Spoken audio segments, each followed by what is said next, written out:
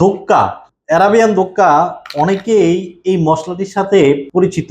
এটি টক দই, সালাদ, বিভিন্ন ক্রিম আইটেমের সাথে কিন্তু এটি খেতে খুবই মজাদার। বিশেষ করে যারা টক দই খেতে পছন্দ করেন, এই টক দইয়ের সাথে কিংবা বিভিন্ন সালাদের সাথে আপনারা এই দোক্কাটি কিন্তু মিশ্রণ করে খেতে পারেন।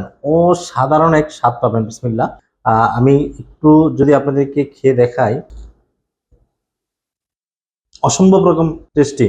আপনি অ্যারাবিয়ান এই খাবারটি একবার টক দইয়ের সাথে খেলে বুঝতে পারবেন, কিংবা সালাদের সাথে খেলে বুঝতে পারবেন। বিশেষ করে যারা একটু মোগলাই, সিঙ্গারা, ভাজা পোড়া অথবা চিকেন যে কোনো আইটেমের সাথে এটা মিশ্রণ করে খেলে অসম্ভব রকম এক স্বাদ।